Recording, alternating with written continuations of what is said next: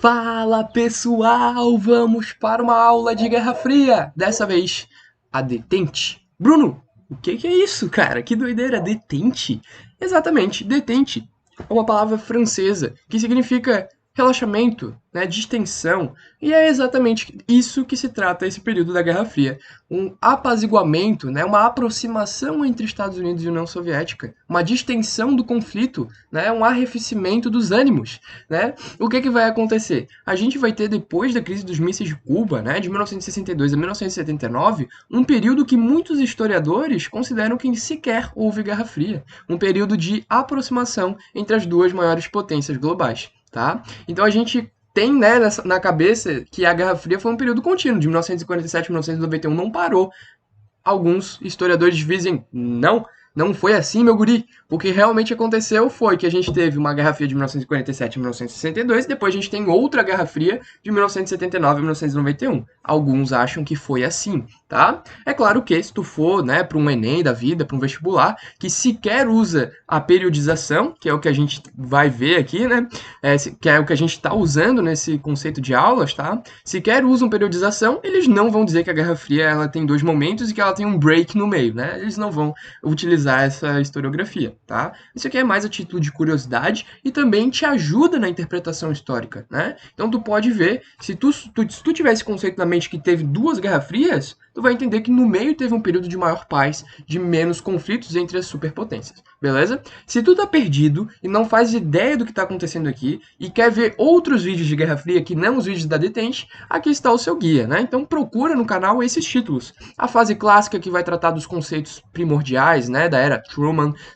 da criação da OTAN, Pacto de Varsóvia, Plano Marshall, Comecon, tudo isso a gente fala no período clássico da Guerra Fria, tá? Que é um período mais agressivo, onde a gente vai ter a montagem do conflito de fato. Tá? Depois a gente vai ter a coexistência pacífica, onde a gente tem uma tolerância mútua entre as superpotências, tá? E aí a gente vai chegar no período de maior ânimo, né? Onde a gente vai ter o auge da Guerra Fria, que foi a crise dos mísseis de Cuba. Quase que a gente teve um desastre nuclear, uma guerra entre o RSS e EUA, tá? Em 1962. Aqui nesse gráfico de tensão, ao longo do tempo, você pode ver que 1962 foi o ano que quase deu ruim, meu amigo, na Guerra Fria, né? E o período que a gente está estudando é o período que vai da crise dos mísseis de Cuba até aí 1979, tá? E vai ser um período de aproximação, como eu já falei para vocês, é o período que a gente está estudando e que cabe a nós falar aqui os detalhes para vocês, beleza? Depois, em 1979, ali nos anos finais do governo Jimmy Carter, tá? E chegando ali na era Reagan, principalmente nos anos 80, a gente vai ter a volta do acirramento, né, dos ânimos entre o RSS e Estados Unidos da América, tá? E aí a gente vai ter a Segunda Guerra Fria com um desfecho em 1991, beleza? Então, se tu quiser ter algum desses que não seja detente, procura aí que tu com certeza vai achar, beleza? Estados Unidos da América. Como que vai ser a metodologia para a gente estudar detente? A que eu estou usando aqui é a seguinte: vamos primeiro ver tudo de Estados Unidos, depois ver tudo de URSS, para depois a gente ver como que eles se uniram. Sacou? Que daí a gente vai poder entender quais eram os presidentes da vez, o que estava passando aquele país naquele momento e por que a gente vai ter essa união, a gente vai ter essa diminuição do conflito nesse período, tá? Então a gente vai ver nessa primeira aula tudo sobre os Estados Unidos, na segunda aula tudo sobre o RSS durante a detente e também como que foi a aproximação. Na terceira aula a gente vai ver Guerra do Vietnã e movimento estudantil da França, e na última aula a gente vai falar sobre as disputas ideológicas, como por exemplo a corrida espacial. Então vamos lá, vamos começar com os Estados Unidos, bora que bora. Os Estados Unidos, a gente viu que em 1962 passava aí, né, durante a crise dos mísseis de Cuba, pelo governo Kennedy, né? Então, o governo Kennedy que vai de 1961 a 1963, né? E os principais fatos do governo Kennedy são dois, tá? Primeiramente, óbvio, é a crise dos mísseis de Cuba, tá? Segundamente, o Kennedy que vai investir muito na NASA e na DARPA, tá? Que é, então, esses órgãos militares e, enfim, de tecnologia dos Estados Unidos, tentando impulsionar durante a corrida espacial que a gente vai ver na quarta aula, beleza? Mas o Frederick Kennedy, ele vai ser assassinado em 1963 tá? Por um grupo conhecido como os Falcões do Pentágono, né? E esse grupo que era um grupo pró-republicanos, lembrando que o Kennedy é um presidente democrata, tá? Esses dois principais partidos dos Estados Unidos, e aí ele vai acabar sendo assassinado, tá? E aí quem vai assumir vai ser o seu vice, também democrata, Lyndon B. Johnson, tá? De 1963 a 1969, o Lyndon Johnson vai governar aí os Estados Unidos da América.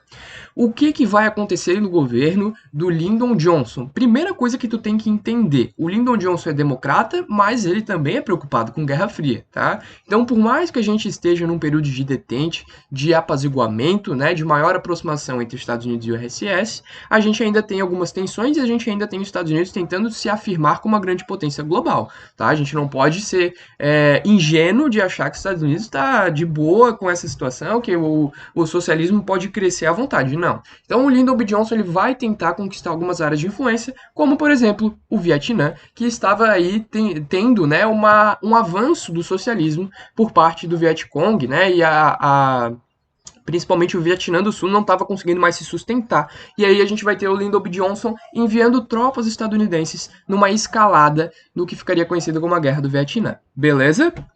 Ao mesmo tempo, a gente tem a opinião pública em relação a essas guerras, essas intervenções, sendo bem desfavorável, tá? A opinião pública não está gostando dessa situação, o povo não acha legal, né? E aí a gente vai ter um crescimento do movimento pacifista, tá? A gente não quer mais guerra, cara. A guerra só favorece, enfim, vocês, grandes ricos, que vão ter vantagens financeiras e tudo mais.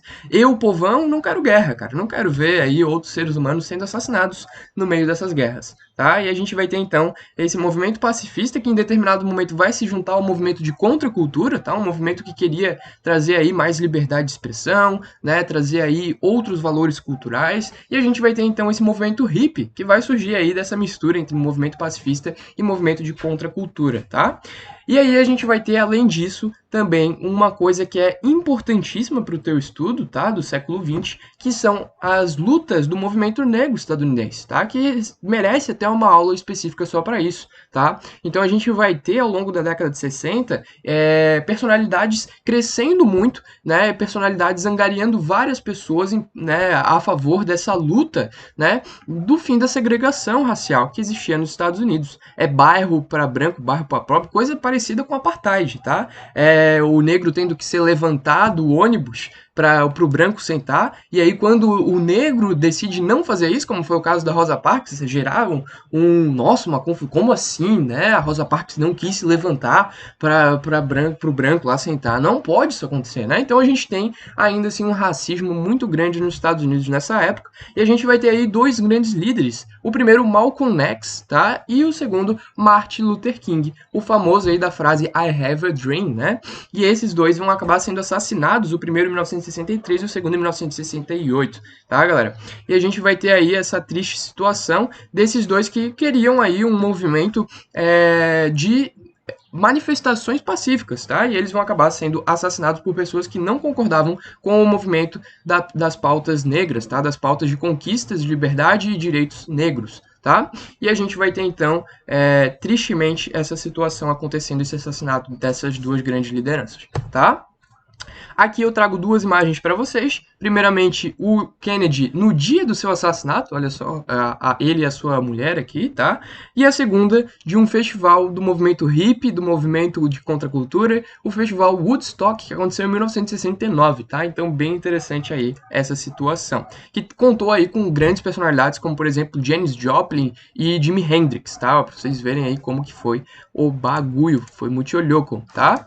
E aí, beleza, você já entendeu Lyndon Johnson e agora a gente tem que seguir para o governo Richard Nixon, tá? Como que foi, Bruno, o governo do Richard Nixon? Primeira coisa que tu tem que entender é que o Richard Nixon é um republicano. Por que isso é importante? Porque a gente tem uma pressão do Nixon, né? Uma pressão da esfera republicana desde o governo Kennedy, né? Para essa volta ao poder, tá? E a gente vai ter aí, então, o Nixon sendo eleito em 1969 e ele vai governar de 69 a 74, tá? Na verdade, ele foi eleito em 1968, tá, galera? Ele assume em 1969.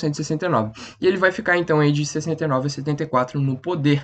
Ele que ficaria aí na real, 2 mandatos, né? Mas no segundo mandato ele vai abdicar e a gente já vai ver o porquê, tá? Mas é importante a gente entender que, por conta da pressão social, por conta da pressão populacional dos Estados Unidos para a tirada do mesmo país, né, do Vietnã, a gente vai ter o Richard Nixon sendo eleito em 68 com a famosa frase, né? Nós vamos tirar os Estados Unidos do Vietnã, mas com honra, né? Então, tentando atender a esse desejo da população, mas ainda querendo afirmar seus objetivos no Sudeste Asiático, tá?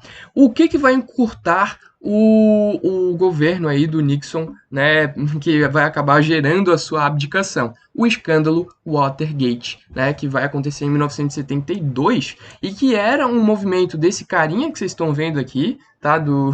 Esse cara aqui de almofadinha, que é o Richard Nixon. O Richard Nixon, ele estava tentando montar esquemas de espionagem, ele conseguiu montar esquemas de espionagem para obter vantagens políticas, tentar fazer coação de políticos democratas do partido opositor. Olha só que interessante, né? Olha só que loucura. Então ele vai acabar conseguindo invadir escritórios democratas, né? E, enfim, vai explodir bomba, vai ser uma doideira, tá? O que vai acontecer no escândalo Watergate.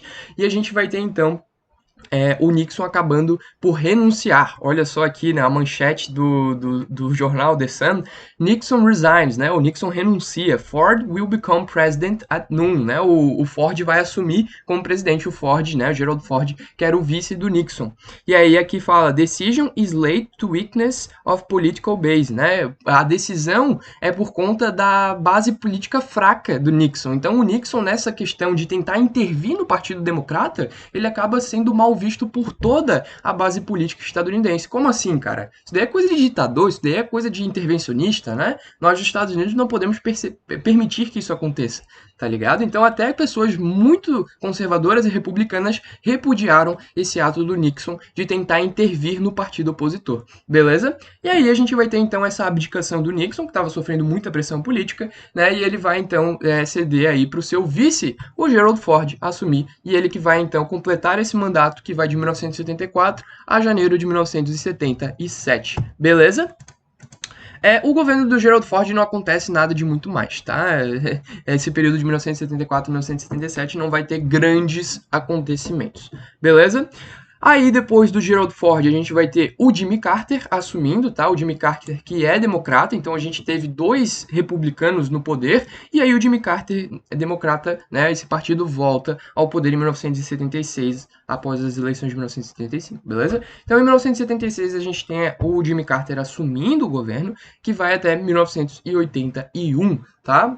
E percebam, né, que a detente termina em 1979, então a gente tem aí o fim da detente ainda dentro do governo Carter, tá, do Jimmy Carter. É claro que algumas outras historiografias consideram que a detente só termina no governo Reagan, tá? Então, isso pode variar, beleza? Mas o que vai ser o governo Jimmy Carter? Principalmente a questão dos direitos humanos. Ele é um cara super a favor de direitos humanos, ele é contra intervencionismo, ele é contra ditaduras, tá? E ele vai, então, retirar o apoio das ditaduras que tinham sido montadas na América Latina ao longo das décadas aí de 50, 60 e 70, tá? Por conta desse arrefecimento, né? Por conta dessa expansão dos ânimos da Guerra Fria, e ele vai então tirar o apoio dessas ditaduras. Tanto é que a ditadura do Brasil, por exemplo, vai aí ter o seu declínio ao longo da década de 80 e terminando então em 1985. Tá? A gente vai ter aí o próprio Jimmy Carter tentando buscar uma paz no Oriente Médio, uma região que estava super bagunçada, né? A gente vai ter aulas disso mais bonitinho, né? A questão palestina, a própria revolução iraniana, né? As próprias intervenções no Afeganistão. Então, várias situações aí que o Jimmy Carter vai tentar buscar a paz nesse campo, tá? Inclusive, vai acontecer a famosa reunião de Camp David, né? Onde ele vai unir aí, né, em um acordo, 2 líderes de países que estavam se odiando nessa época, que era Israel e Egito, beleza? Tudo isso vai ser visto com mais detalhes nas aulas de Oriente Médio, tá? Outra coisa que vai acontecer no governo Carter é a questão do boicote à Olimpíada de Moscou de 1980, tá? Ele vai acabar retirando os Estados Unidos da participação dessas Olimpíadas, tá? Aí já mostrando a volta, né, dos ânimos de Guerra Fria, né? Já mostrando que a detente estava acabando, né? Já mostrando que a gente estava começando a voltar com as tensões entre Estados Unidos e URSS. Tá? E aí, tá, um dos principais motivos pelo qual, né, o Jimmy Carter não vai conseguir a reeleição é a crise no Irã. A gente vai ter a Revolução Iraniana, tá, que vai acontecer com a ascensão de Khomeini, que era um cara aí de super islâmico, tá, da parte aí do Irã, e vão derrubar o Reza Pahlavi, que ele era pró-ocidental, pró-Estados Unidos. Então sobe um cara mais muçulmano, um cara mais nacionalista, contra as intervenções estrangeiras, e vai derrubar o Reza Pahlavi. O que vai acontecer? O Khomeini vai ter aí reféns estadunidenses, olha só. E aí, muita gente vai criticar o Jimmy Carter por demorar, né, nas questões diplomáticas para trazer os reféns de volta, né, tirar esses reféns do Irã.